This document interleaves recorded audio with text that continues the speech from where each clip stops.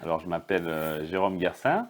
Je suis un éleveur de vaches aux ouches, donc au Chavant. Mon troupeau se compose à peu près de 25 vaches pour la plupart des érins. J'ai deux, trois tarines avec. Et puis, on a aussi une chèvrerie qui est sur les coteaux de Passy. Et bon, quelques cochons, mais ça, c'est juste pour la consommation, on va dire, familiale.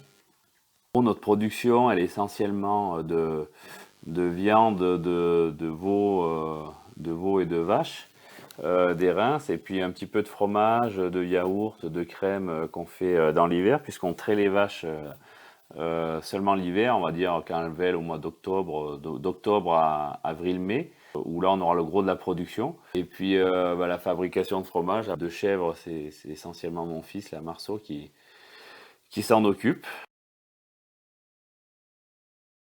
Bon, pour partir du départ, je suis né à Avignon. Ma grand-mère était des Ouches, enfin plus précisément de Vaudagne. Et donc on passait nos vacances ici. Et depuis tout petit, en fait, j'ai toujours été passionné de vaches. Alors bon, faut pas trop me demander pourquoi. Donc j'allais travailler dans une ferme au Chavant qui allait sur l'alpage de Charousse, là en dessus. Et petit à petit, je suis rentré dans leur famille. Et puis, même au bout du compte, j'ai repris plus ou moins une partie de l'exploitation. Donc c'est la famille Henri et Huguette des Ayoux. Et Huguette m'a offert un jour un veau quand j'avais 18 ans, un veau des Reims, hein. Et depuis, ben, je suis passé d'une vache à deux et ainsi de suite jusqu'à aujourd'hui avoir voilà, 25 noirs, on dit aussi dans le jargon. Dans le troupeau, on a pu acheter un terrain justement à Huguette pour pouvoir construire le bâtiment, le siège d'exploitation où on habite et où on a les vaches, l'hiver du moins.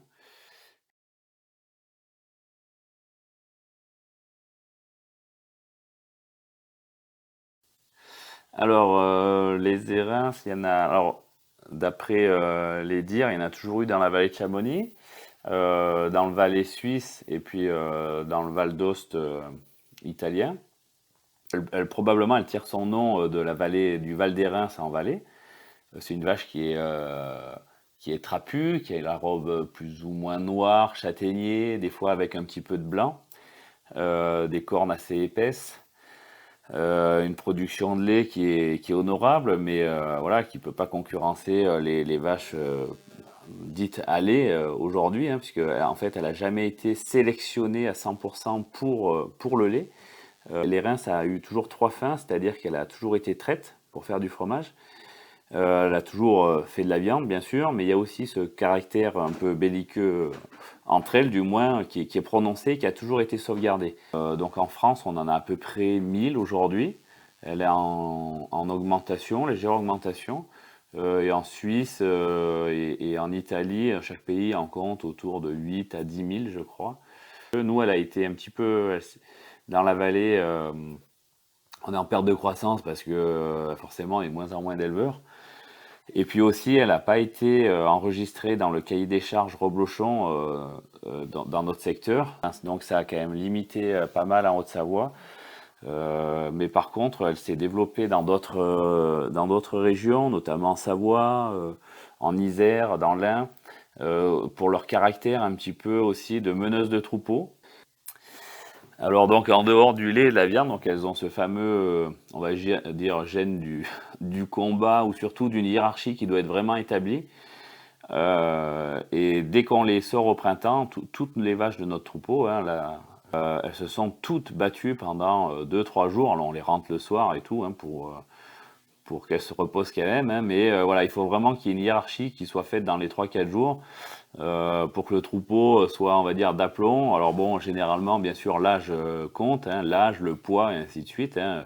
On sort d'abord les jeunes, bon, elles vont se confronter les unes aux autres pour voir si, par rapport à l'an passé, il y a eu du changement, et ainsi de suite. Mais donc, c'est vrai qu'elles ont un caractère assez étonnant là-dessus. Ce qui a fait qu'aujourd'hui, il y a voilà, des batailles de reines, des fois, qui sont organisées en France, bon, en Italie, en Suisse, où c'est vraiment très développé. Et puis, surtout, voilà, les reines d'alpage dans des gros alpages communautaires. Nous on n'en a plus en France, mais surtout en Suisse où quand il y a 100, 150 vaches qui sont rassemblées de troupeaux différents. Donc généralement c'est dans le mois de juin, début juillet. Là c'est voilà des grosses luttes et les gens qui ont, on va dire, la reine ou les premières, voilà, ont un honneur qui est reporté sur la famille et sur la vache qui est immense dans le domaine de l'élevage, quoi, on va dire. Voilà, c'est ce qui a fait que aussi voilà, ces vaches ont traversé un peu le temps pour arriver aujourd'hui. Si on regarde que le côté économique, forcément, étant moins productrice, elle serait probablement plus là. Tandis que ce côté voilà, de vouloir la reine, et ainsi de suite, a permis de traverser les âges, quoi. A passionné toujours l'homme pour ça. Ouais. Alors, toutes mes vaches ont un nom. La plupart du temps, je mets la première lettre du veau en fonction de la première lettre de la mère, pour dire de suivre plus ou moins une généalogie. Alors, c'est pas toujours à 100%. J'ai une lignée aujourd'hui, une vache qui par exemple s'appelle Cody, qui a été plusieurs fois reine chez nous. J'ai acheté son arrière-grand en 2000, voilà. Et donc j'ai toujours cette lignée-là. Donc Cody m'a fait coquette il y a quelques années. Aujourd'hui j'ai Ambre. Alors bon, Ambre, c'est voilà, on a changé de première lettre parce que c'est une petite cousine qui voulait prêter son nom à un veau. Alors voilà, j'ai pas mal de vaches qui ont des noms associés un peu à ma famille aussi. Cody, c'est le surnom d'une de mes tantes. J'ai Ayo aussi, qui est une autre de mes tantes. Enfin bon, et voilà, c'est une histoire vraiment familiale, le troupeau de vaches. Et ouais, tous les veaux, génisses, vaches, ont tout un caractère, alors qui va évoluer aussi en fonction de l'âge, hein.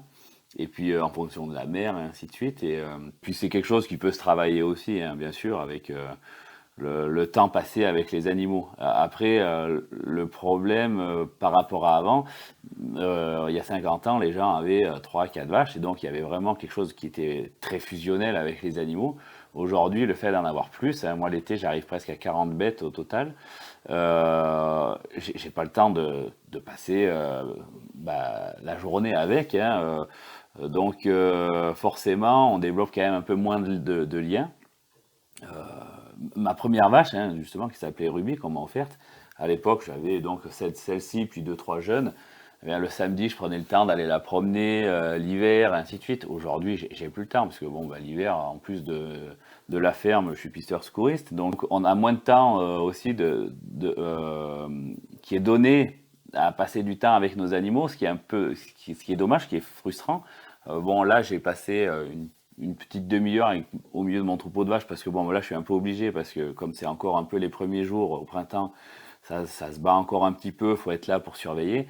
Donc là, vraiment, j'ai un grand plaisir à rester avec mes animaux, à les regarder manger, voilà, elles viennent vers moi. Enfin, il y a vraiment un contact qui est fort et qui est ce qui fait que, enfin pour moi, hein, le métier d'éleveur, il est là, quoi. Il n'est pas juste leur balancer du foin et puis les traire. Voilà, s'il n'y a pas un relationnel minimum, je vois pas l'intérêt d'être éleveur. Voilà, et c'est pas évident parce qu'il y a aussi tout le côté économique derrière qui te rappelle alors et qui dit, bah, quand tu es là à regarder tes vaches, tu travailles pas, quoi, tu produis rien. Et c'est un peu frustrant de ce côté-là, mais bon, il faut arriver à trouver le bon compromis entre les deux et tout simplement.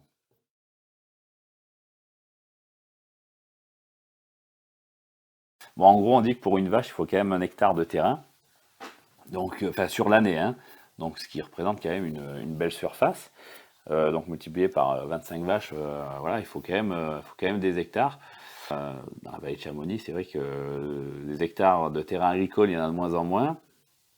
La plupart des beaux terrains plats ou enfin en fond de vallée sont construits, hein, du fait que voilà la pression du tourisme et puis l'urbanisation, des terrains qui coûtent entre 300 et pourquoi pas 1 000 € le mètre carré. Donc forcément par rapport à une vache qui produit, enfin qui a aucun rendement, on va dire économique, le choix des des communes a été très rapidement fait. Et donc voilà, c'est un peu le gros problème ici dans les vallées très touristiques, c'est la pression des constructions. Et donc bah, nous, il nous reste quelques plats par-ci par-là, sans assurance de pouvoir les avoir dans le futur, où on peut faire du foin. Après, bah, c'est les coteaux, mais bon, pour faire du foin dans les coteaux, c'est compliqué. Donc la plupart du temps, on met les animaux. Et puis bon, après, c'est vrai qu'il y a des endroits où la forêt, elle aussi, gagne du terrain. Donc il y a aussi du travail d'entretien des prairies. Bon, là, aujourd'hui, il y a quand même pas mal de pression des agriculteurs qui fait que généralement, il y a peu d'endroits aujourd'hui qui s'enfrichent. Ça s'est beaucoup enfriché peut-être il y a quelques temps, parce que moins en moins d'agriculteurs. Et là, le peu qui reste, eh ben, on se bat quand même pour essayer d'y garder. Alors, en dehors des constructions qui nous posent des problèmes, on a aussi un petit peu certaines fois des problèmes avec nos concitoyens, hein. En fait, c'est juste un manque de connaissances dans la vallée aujourd'hui. Sans parler du tourisme, hein, c'est les gens qui naissent ici sont déconnectés de. C'est pas parce qu'ils ont des montagnes ou de la forêt à côté d'eux qu'ils comprennent quelque chose au milieu naturel. Et puis au travail qu'on fait, aux prairies qu'on entretient, ainsi de suite. Donc c'est vrai qu'il manque peut-être un peu de communication, alors qu'il faudrait faire, je pense, en passant peut-être par les écoles. On a déjà eu fait un berger dans mon école où bon, on explique un petit peu aux enfants, mais enfin bon, il faudrait le faire à grande échelle, les faire visiter une ferme, leur expliquer que voilà, les prairies, c'est pas fait pour aller courir dedans, que les prairies, bah, c'est l'assiette en gros de nos vaches, donc il faut arriver à le respecter. Il y a aussi quand on promène nos vaches sur la route pour les amener d'un parc à un autre, puisqu'on a des parcelles de plus en plus petites, mais il faut les promener de plus en plus.